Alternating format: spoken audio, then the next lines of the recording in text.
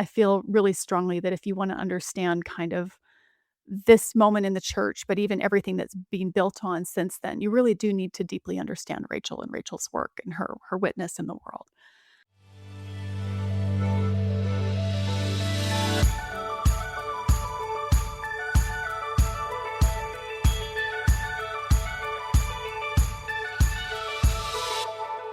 Hello, and welcome to the Shifting Culture podcast, in which we have conversations about the culture we create and the impact we can make. We long to see the body of Christ look like Jesus. I'm your host, Joshua Johnson.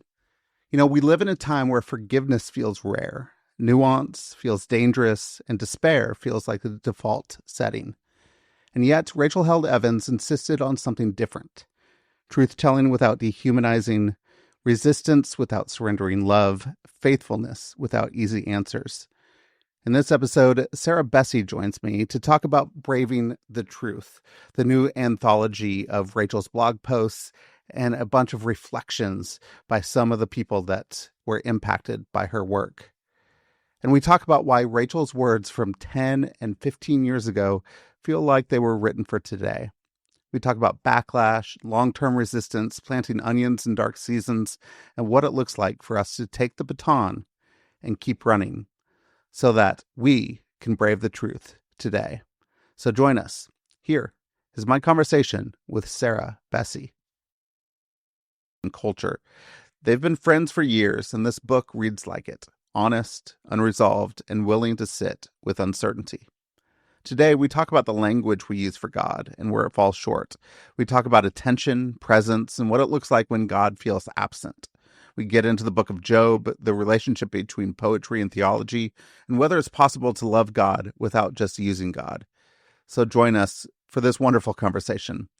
Here's my conversation with Christian Wyman and Miroslav Volf.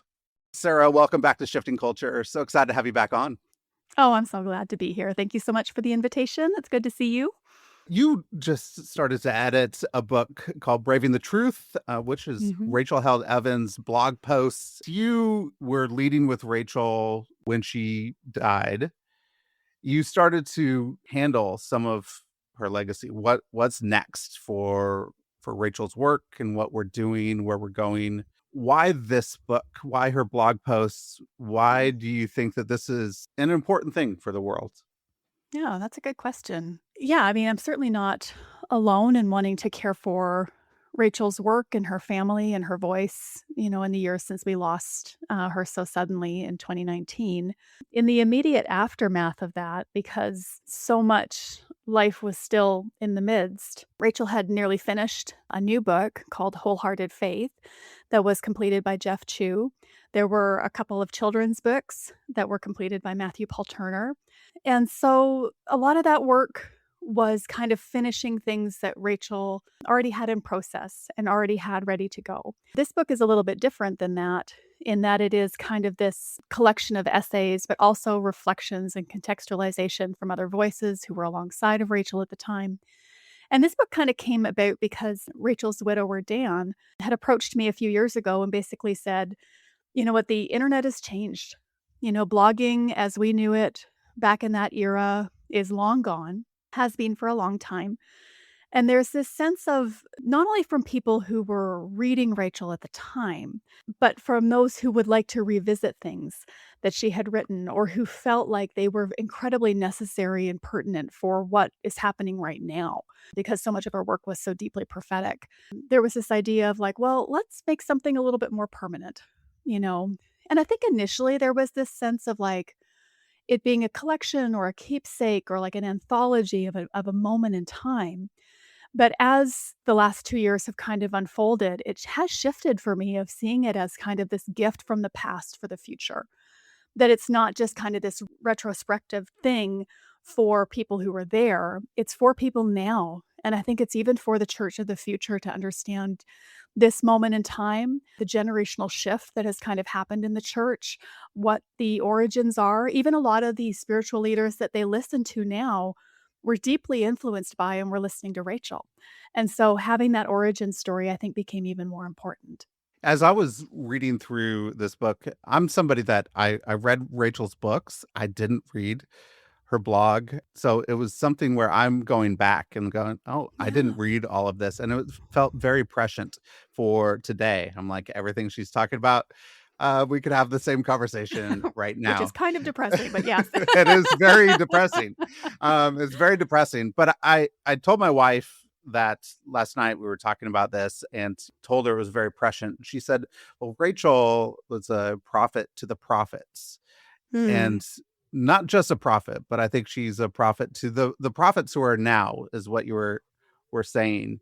As she was one of the first, I think, as we're writing this, and you and some others around that time were starting to unveil things that were under the hood that weren't really working very Mm. well, that not many people were seeing.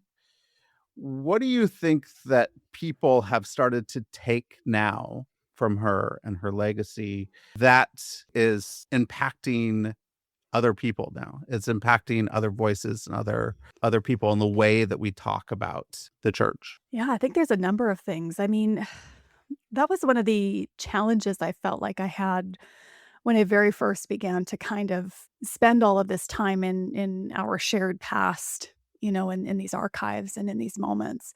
Do you do things chronologically? Do you do things as they happened in real time? How much legwork and lifting do you do to explain certain moments in time? But the thing that kind of emerged was like very thematically, there were things that Rachel was speaking to. And it's exactly what you were pointing out, right? I mean, far from being someone who was just very much she was often characterized as being, like, controversial or combative even. But I think that when people have that response, it tells me that they really profoundly misunderstood not only Rachel's work, but Rachel, because she was unrelentingly for things that she loved and that she believed in. I think that's why she was so passionate about the church. Like, one of my favorite essays or reflections in the book comes from Glennon Doyle, who writes that, like, Rachel had it required such strength to stay and to complicate this story, to not just abandon ship when it came to Christianity. And so the things that Rachel was talking about at the moment that feel very prescient are things like what she used to call, like, the unholy American trinity of, like, patriarchy, white supremacy, and Christian nationalism. That she was speaking to things like LGBTQ plus inclusion when that was still considered an incredibly controversial conversation and take, which sadly has not changed that much. But she also wanted to write and talk about what she dreamed about for the church and what she envisioned and what could be beautiful about it being uncool and weird and messy. And like she loved scripture. And it's like her nerdy love for the Bible was what made her so committed to, like, grappling with what it meant and how that would actually inform how you moved through life. And so I think that all of those things across the board are what end up being the thing that is so incredibly meaningful. There's a lot of people with a lot of opinions and takes on things nowadays. We're very viral driven, we're very hot take kind of oriented, short video notions. And the way that Rachel used to just really honor her audience of going really quite heavy in these areas and not taking the easy way out, but really trying to bring in the nuance and the conversation and the community that was around it, I think is part of why people trusted her in that moment. There were moments in there of her intense vulnerability and honesty that made people pay attention when she spoke up because they felt like they knew her and they were alongside of her. And in a lot of ways, they were.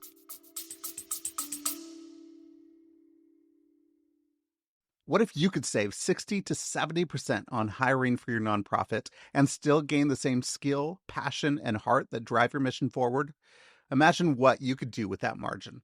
More impact, more people served, more freedom to focus where you're called. That's what Sidekick makes possible. They connect nonprofits with mission aligned virtual assistants. Real humans bringing world class talent and dedication to your mission for a fraction of the cost. Because meaningful work starts with meaningful delegation. So if you're ready to expand your reach and see how hiring with Sidekick can multiply your mission and your impact, go to getyoursidekick.com/shiftingculture and book a call with JJ, a former executive director who's walked your path and knows the way forward.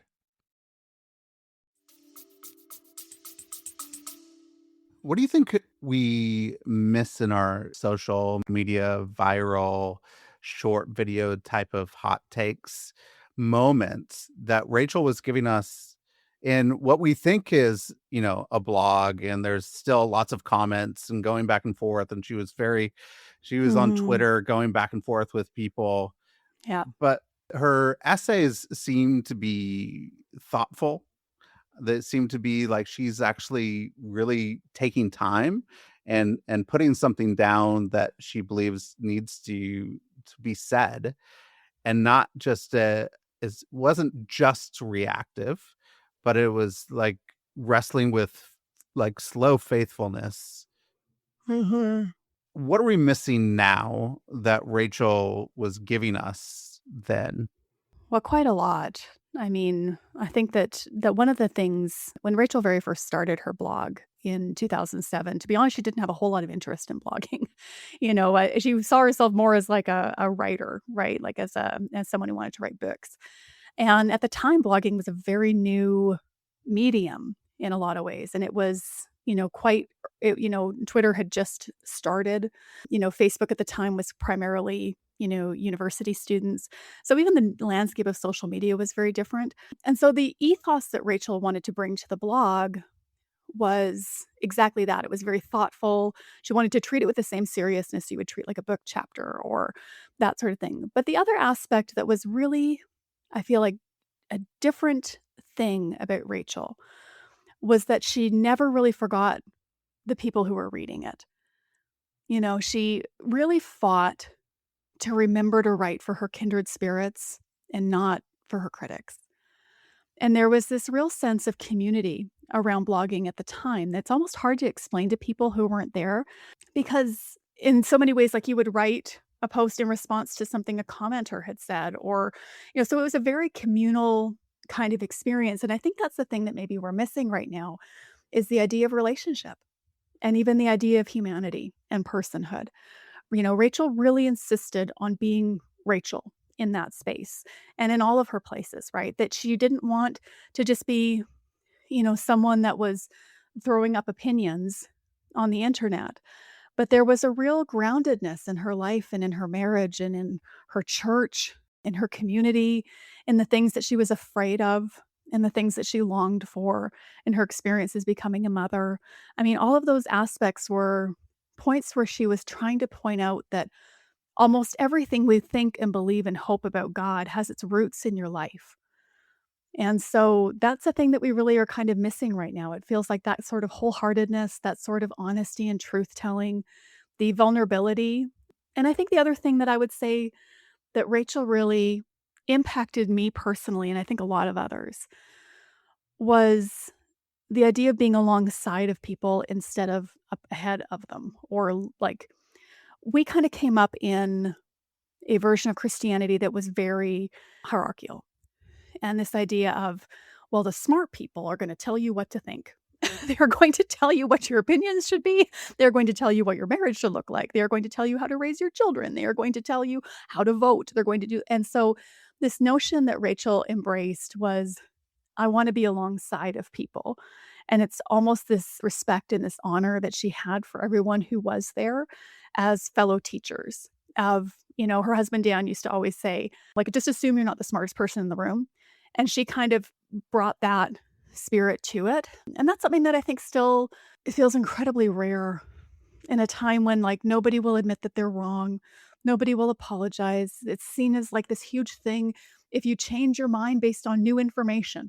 Like, you're supposed to stay very, entrenched in your opinions and your beliefs. And this embodied evolution was really remarkable at the time. It's become even more remarkable as the years have gone by. That point struck me yesterday. We went to see Hamilton yesterday, and then there's a space in the unimaginable song that Eliza and Alexander Hamilton look at each other, and the song says forgiveness, and then Mhm. they start to hold hands again after immense pain and grief, loss because of infidelity, like getting your son shot and killed. Like there's a whole bunch of Mhm. horrible things, but then coming together. And my wife and I were actually weeping at the moment, and it hasn't really struck us. But I think because we're in a time now where we don't see that anymore. We don't Mhm. see hey, you did something wrong. I Yeah. hate you. You're done. You don't actually see any humanity. What I love, even in most of her essays, and a lot of her essays, one of them she has, "You don't hate me, you hate my brand." Mhm. She talks about like the brand of I Rachel remember Held that one. Evans. Yeah. People are hating her, but not her herself, because Mhm. they didn't really know Rachel. But she also then in that talks about Mark Driscoll. Like, I Yep. don't really like what he's saying, but I don't know him. So how could I hate him as a Mhm. person? And that seems to be pretty radical. Right? And like thinking about today, like that seems really radical and I know. amazing. Like, what did that do for people to give permission to see the humanity even in their harshest critics, the people that Mhm. like you disagree with and you don't Yeah. believe they're telling the truth? It's so true, and I think that's the aspect of Rachel's work and legacy, I think, that really does stick with you in a way. Like, there's another essay that she wrote that we included in the book about why she turned her hate mail into origami. Hmm.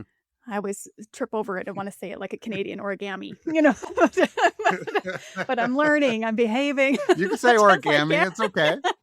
No, you can't.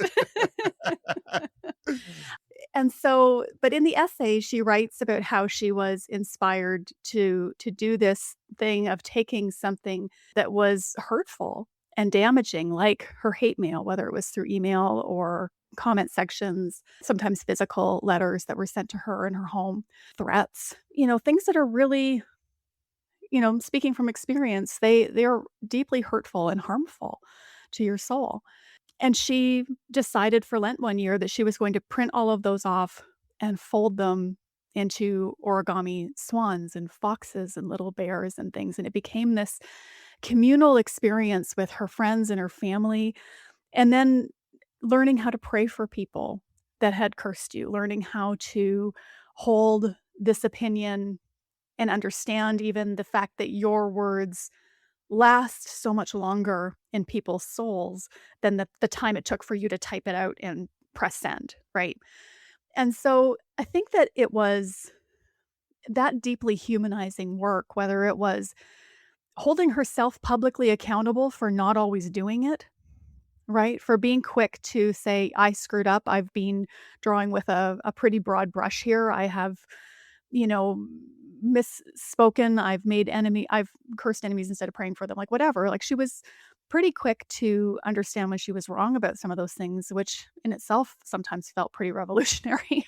But then you had moments like this where it was like, okay, this is what it means as you move through your life. This is what it means that if you are going to insist on mercy and love and gentleness and self-control and goodness, then that has to be across the board. And yet she never shied away from naming what was true either. It's just there's something about being faithful to name what you are against or what you need to call out while still moving forward in love and in forgiveness. And so both of those things are it's a pretty hard line to walk, right? It's one that I think ends up being deeply spirit led because there's times to do either one. We need that, and we need that example, and we need to step into that today. I don't know any other way to do it than I know, actually right? embrace the Jesus ethic of loving our enemies and Right? loving our neighbors. Like, I don't know of any other way to do it. And I don't know if the world can move on unless we figure out how to do that Yeah. together. Rachel was not just loving enemies or seeing the humanity in others. She was giving voice to those that were voiceless. And she was saying, come along with me. I'm going to highlight you. I'm going to highlight your voice. You're not being heard here in the church. Here, I'm going to help you out Mhm. here.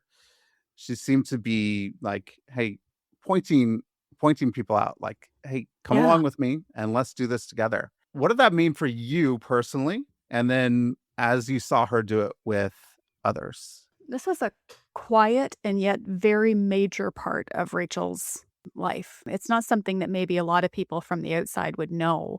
And yet she was deeply committed to amplifying, honoring, even in a lot of cases, like opening doors and, advocating for writers and speakers and activists who had been marginalized or misrepresented or oppressed within the industry of, Christian publishing in particular. And so a huge aspect of her blog at the time, but then even her quiet kind of behind the scenes work and even what we ended up doing a lot at Evolving Faith was kind of this idea of like, there's a lot of people worth listening to that the gatekeepers don't want you to really hear, right? And so, she did that work a lot on the blog, not only, in terms of interviews, guest posts, shining a spotlight on folks, but even in other ways of just, constantly recommending people for speaking engagements, making sure that she endorsed books or introduced people to publishers, that sort of thing. So from personal experience, I'm just some, mom in Western Canada who starts a blog in 2004, and Rachel's path intersected with mine. This is a very common story for a lot of people who became friends with Rachel. And I was in the midst of a bit of a I don't know, I can't remember even what it was about, but I had written something about a conference that didn't have very many women speakers, and I got caught kind of in the crossfire of a lot of defensiveness and anger about naming that. And sure enough, there was Rachel. She was at my side, she emailed me, reached out, and just kind of tucked me into her circle and was like, "Okay, well, now we're friends," right? And that is a very common story for a lot of us. And it did feel like a community then at that point. And so, sure enough, when it was time and I wanted to write a book, Rachel introduced me to her literary agent, her speaking agent. She sent me her very first book proposal as a model for what I should put together when I was writing Jesus Feminist. She wrote the foreword for it.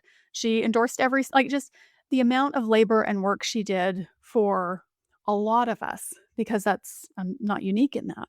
That was the experience for a lot of us. And so it was this kind of like embodied friendship and very practical, pragmatic, like amplification for voices that she felt were missing in the conversation. And it turned out that there were a lot of us worth listening to, whether it was, at the time, a lot of women's voices were not being, published in quite the same way that they are now, or it was LGBTQ plus Christians, it was people of color, it was, just across the board, there were voices that needed to be heard and published.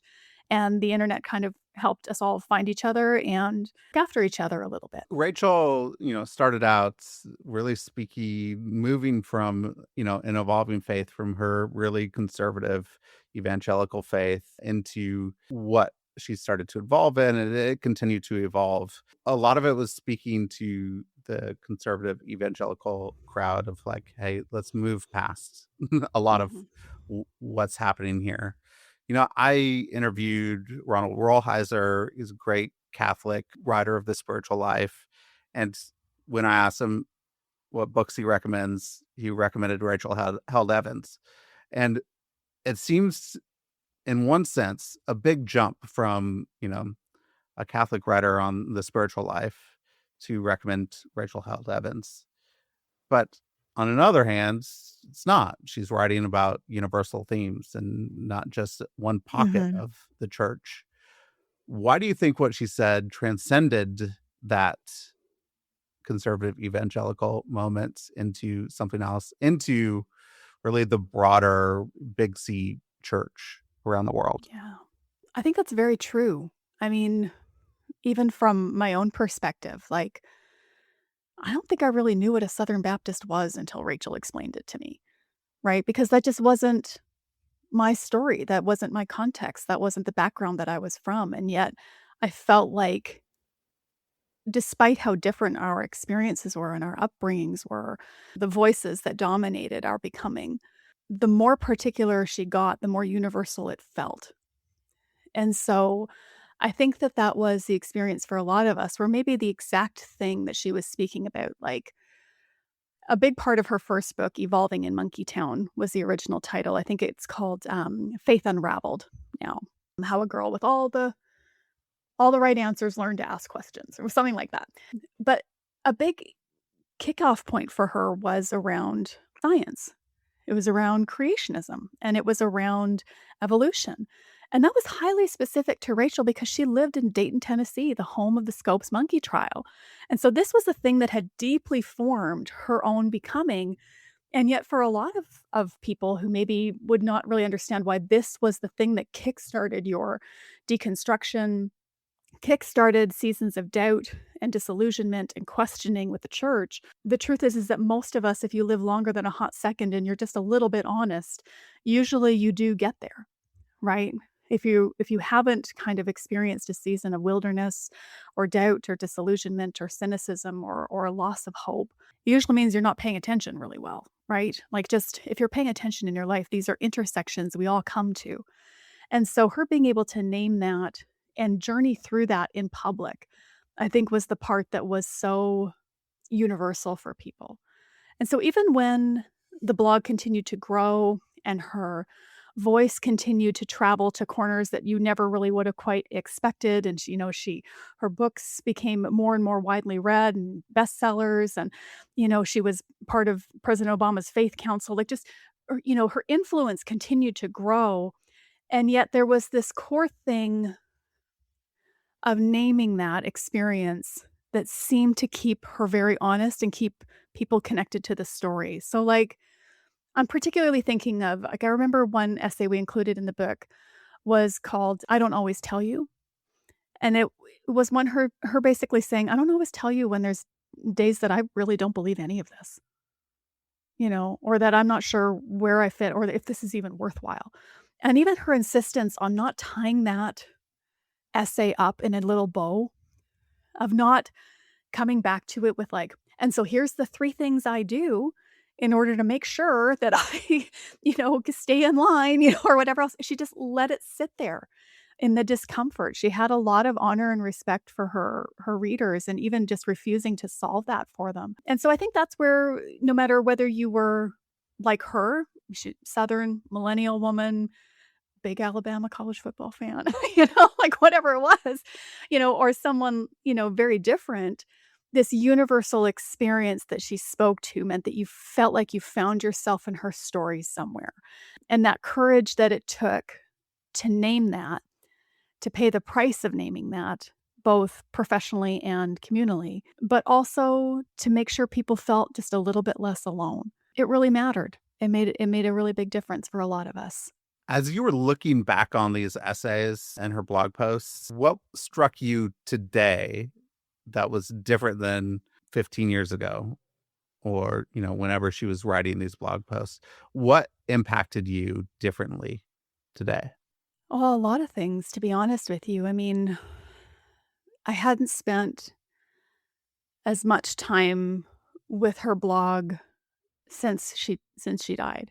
And it was a heavy lift. There were a lot of days where just, you face down on the carpet having a good cry.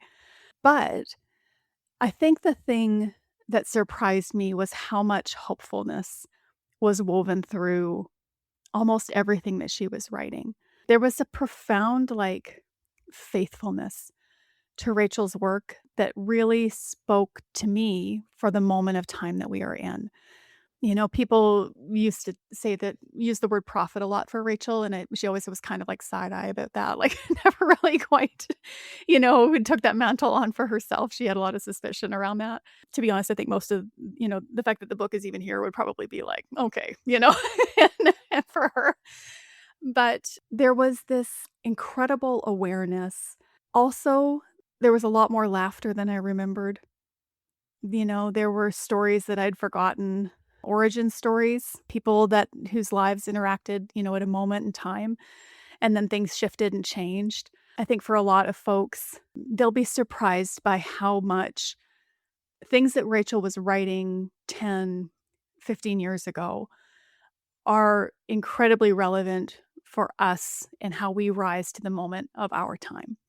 And I think that's the part that surprised me was this sense of like hopefulness and faithfulness and what that actually looks like in embodied in a real life.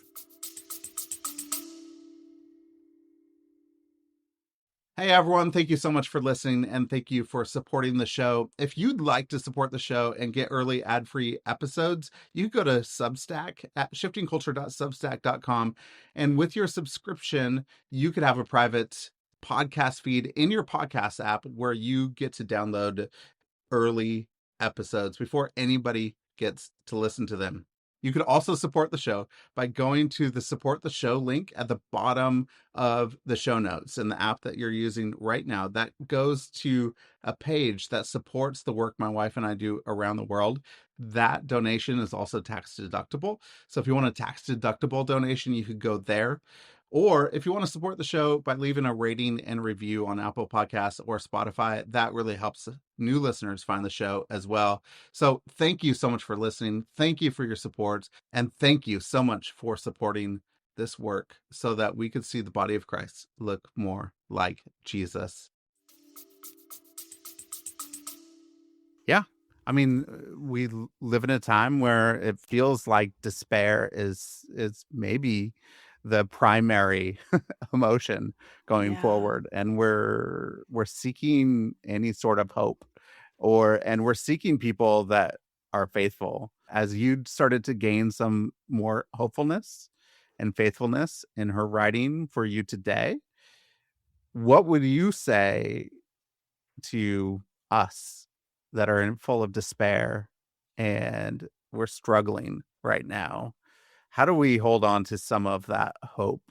And how do we stay faithful in the midst of the chaos that we find ourselves in? It's a good one. I'm flipping through the book because I'm thinking the one in particular, but there was this essay that she wrote about a plan for faithful resistance. And this was one that ended up, I don't know that she quite understood the way that it would be necessary over the long term. But one of the things that I remember finding really interesting about it is she was talking about how like everything that's happening right now is not like the normal ebb and flow of like liberal and conservative shifts in power. Like we are actually in, kind of very unprecedented, quote unquote, overused word, kind of time. And so she was wanting to kind of take a look at, say, even her honesty of saying, that I'm someone who tends to get like incredibly passionate about a thing, throw all my energy at it, burn out quickly, and then just disappear because nothing changed immediately. And so she wanted to look at this idea of like long-term resistance that was not for days, not for weeks, not for months, but like years. What is it going to look like if your life for the next period, this next era of your life is going to look like faithfulness? Then here's what that might look like. And that was something that I found incredibly helpful and like it is very practical. I mean, Rachel was always like pretty pragmatic around like community and activism and that sort of thing. But the thing that she ends off with is talking about like the importance of like planting onions. Like, and it's quite, she borrowed the idea from Madeleine Gall. She had written the foreword for I think the Genesis trilogy it was. But it was this idea of like there's this importance of remaining committed to, and I'm reading here, those slow growing, long term investments in my family and my community in the world, no matter what happens. And so, this idea of like those after school tutoring sessions may strike you as low impact when you survey the great needs of the world, but the investment of your time and energy and care can alter the trajectory of a kid's life forever. And so, like, even when you get discouraged, it's like these little pieces of earth where you are cultivating your hopes and your dreams matter, right? And so it was incredibly helpful, I think, especially for those of us who feel at times the powerlessness of our place in this moment. Like, what is it that I'm really doing? It's like, well, you have all these things that you can do and they're important and you need to do them. But also here's your life. What is it going to look like to love it? And what is it going to look like to be faithful to it and to show up for it and to not surrender goodness in this patch of earth? We need to, to not surrender goodness in this Yeah. patch of earth. Man, that's a great word to figure out how to actually live that out Your first section in the book and the theme, really doubt, asking questions. I think it's non-dualistic thought Mhm. is really a lot of what she was getting at, probably at the beginning of her blog as well, figuring out, a Yeah. lot of either or thinking. I find that we're still having those arguments now.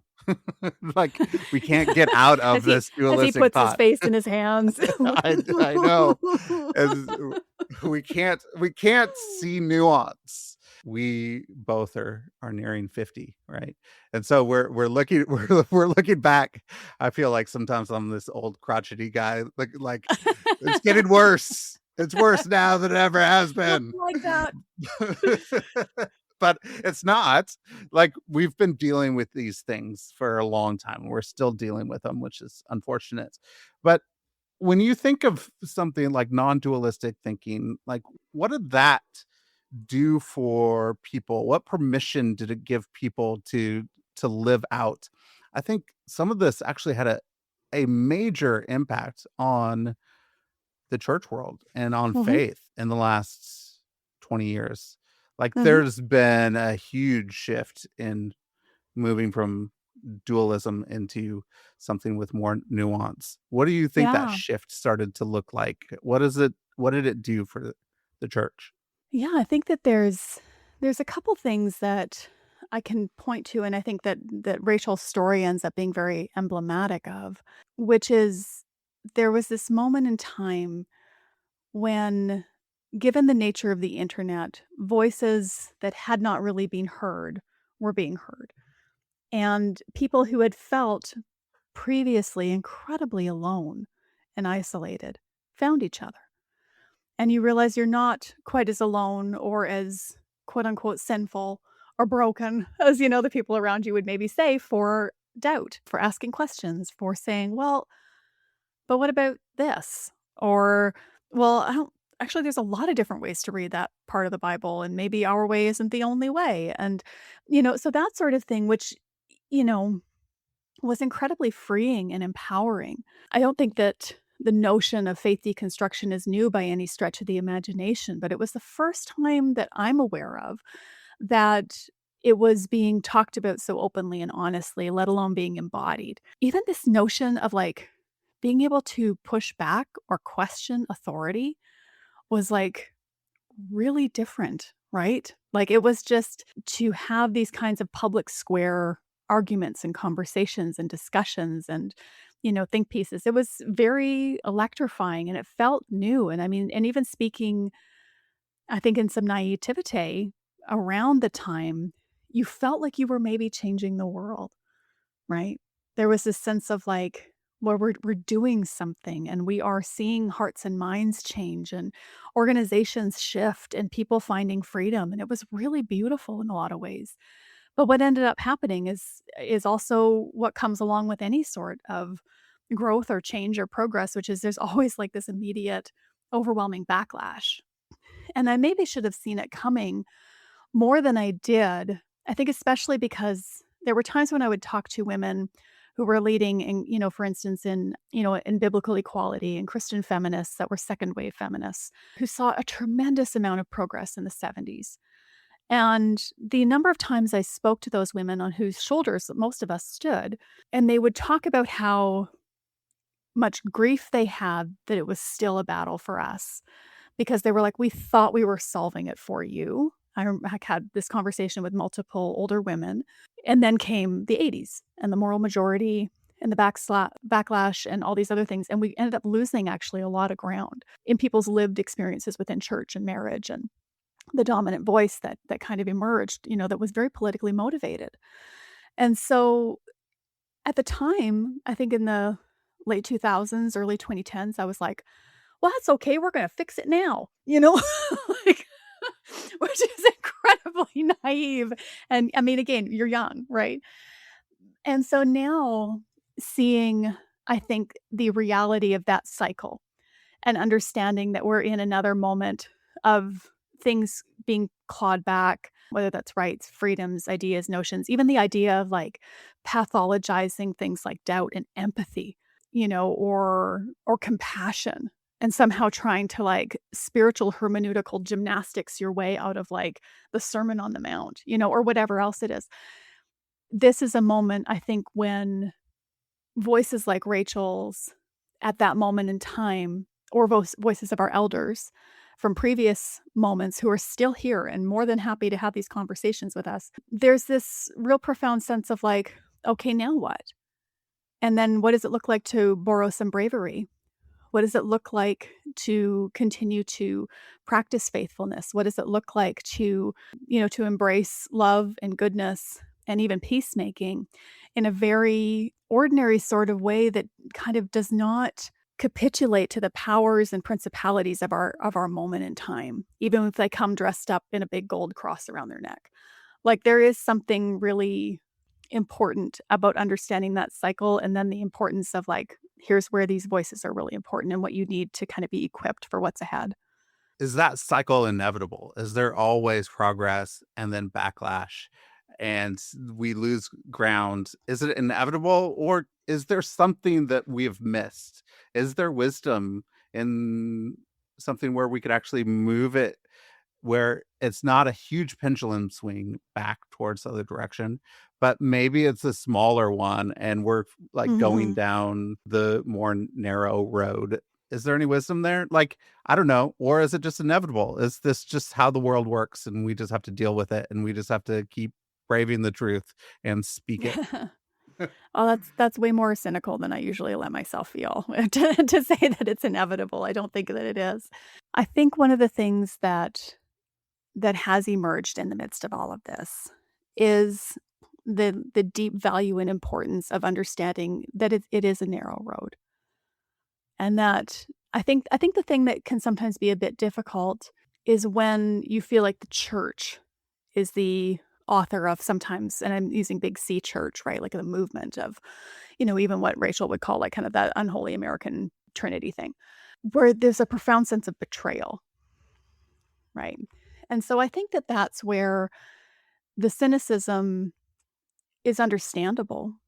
I think the disillusionment is understandable, and even the despair and the loneliness, and even there's no part of me that doesn't understand why people kind of say, "You know what? I'm out."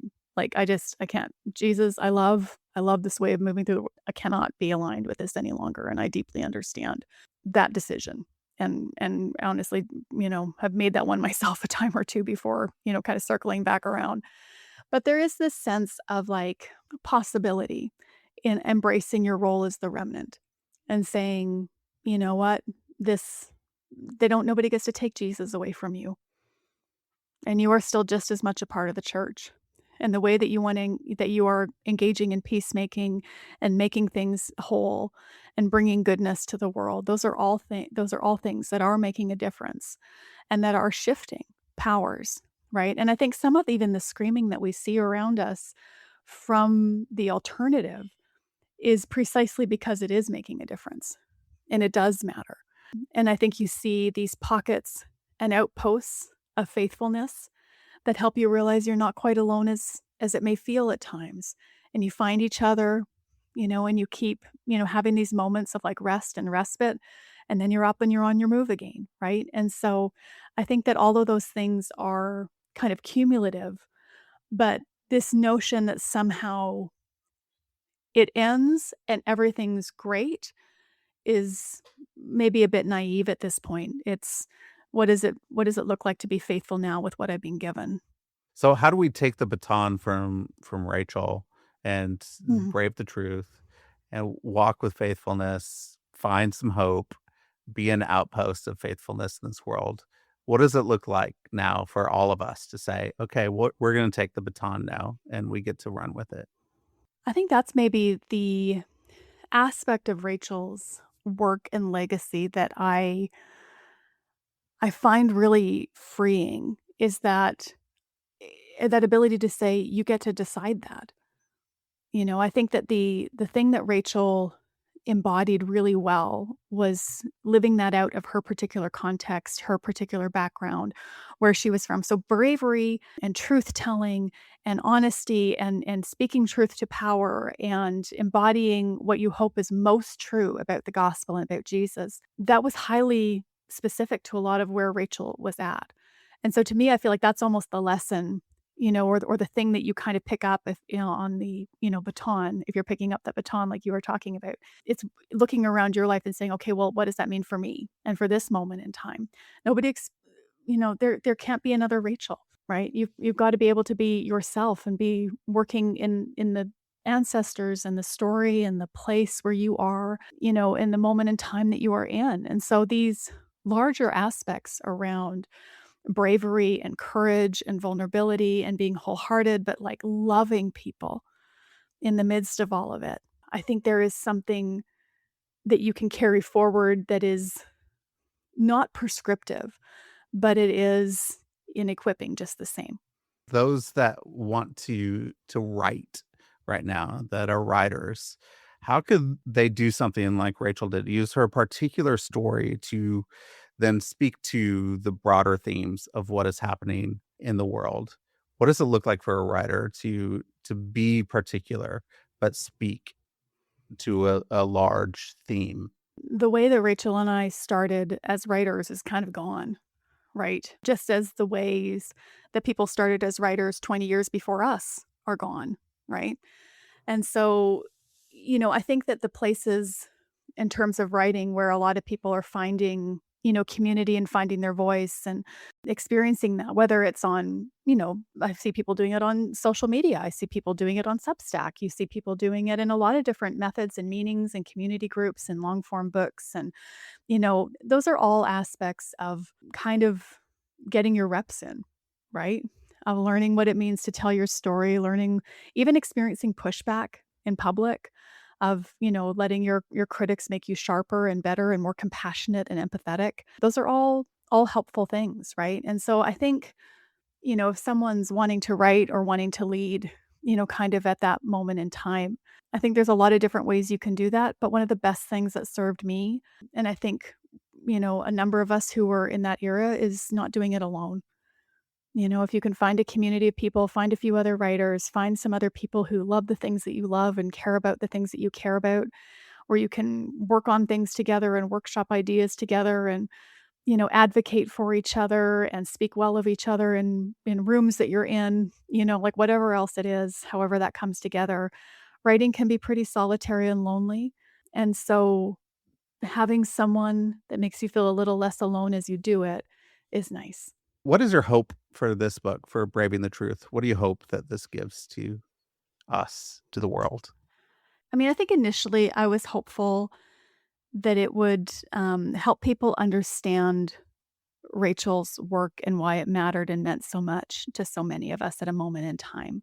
I feel really strongly that if you want to understand kind of this moment in the church, but even everything that's being built on since then, you really do need to deeply understand Rachel and Rachel's work and her witness in the world.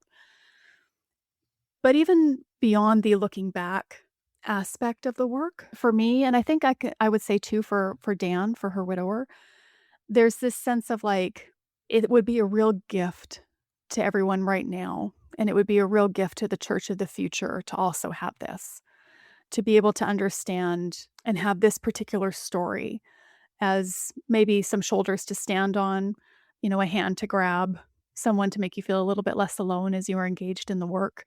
And so I think I'm also thinking of the generations that come next. I mean, you kind of made a joke earlier that we're kind of, like we're closing in on 50 and we're kind of the old dogs now. And it's funny because when Rachel and I started off, we were like the cheeky young things, right? That were daring to say stuff out loud and like, part of like a cadre of like younger people that were doing that. And now, like when I go out to events or I'm speaking at a place or whatever else, I am much more likely to have, university or college age, people come up to me and be like, "Well, my mom loves you," So, which I love, and it's great because a lot of times we grew up together, right? We had our kids together and now like our kids are all grown up and they're all getting married and it's like it's a different stage of life.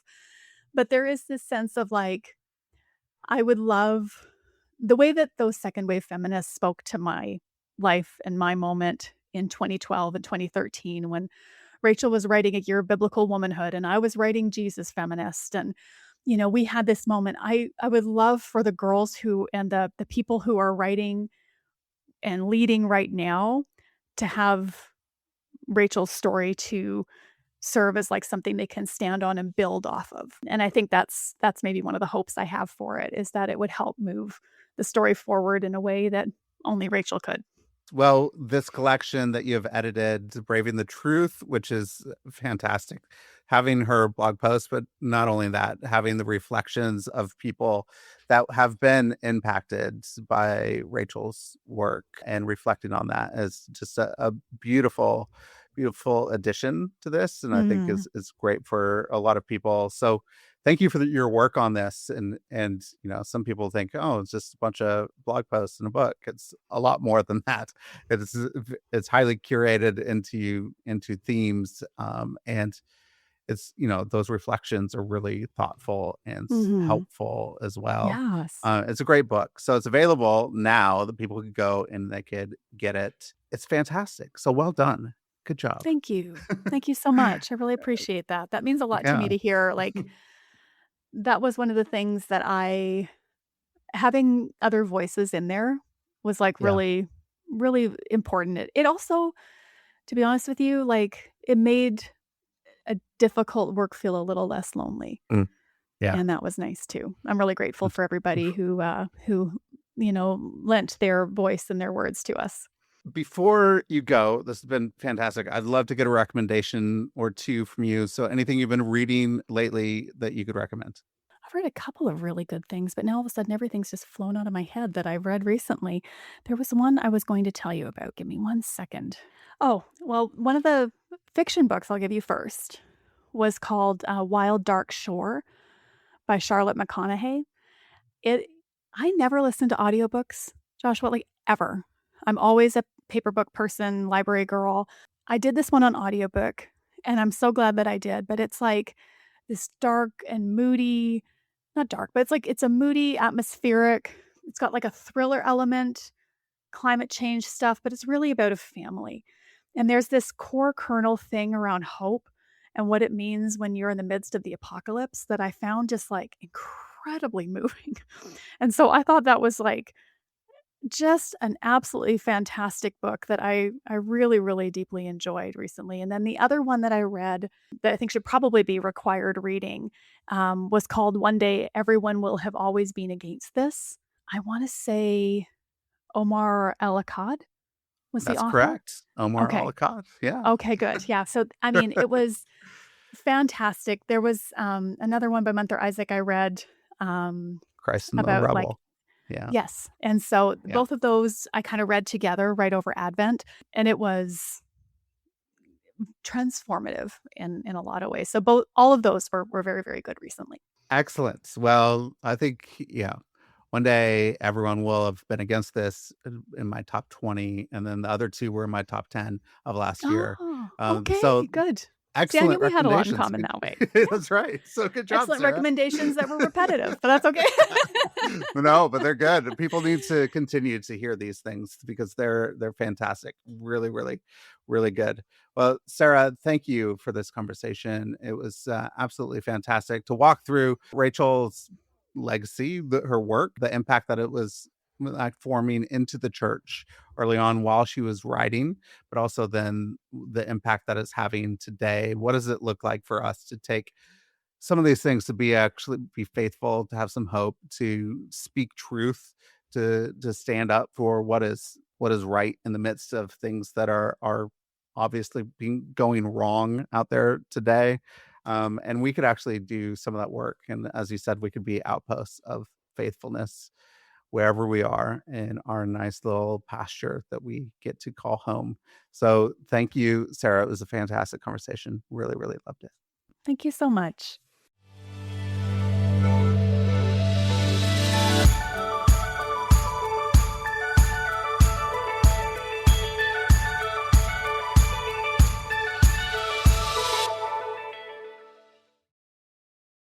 Thanks for listening to this episode of Shifting Culture. This show was edited and produced by me, Joshua Johnson, at Shifting Culture Productions. If you're enjoying the conversations, consider supporting the work by subscribing at shiftingculture.substack.com. For as little as $5 a month, you'll get ad-free early access episodes and other exclusive content delivered straight to your inbox. I'd love for you to not just listen, but engage. Reach out, share what's resonating, and let's keep shaping culture together. Whether you're a listener with feedback, a creative with an idea, or a brand looking to connect with a thoughtful, engaged audience, let's talk. If you're interested in advertising on the show, I'd love to hear from you. Contact me directly for rates and availability. Until next time, let's keep shifting culture.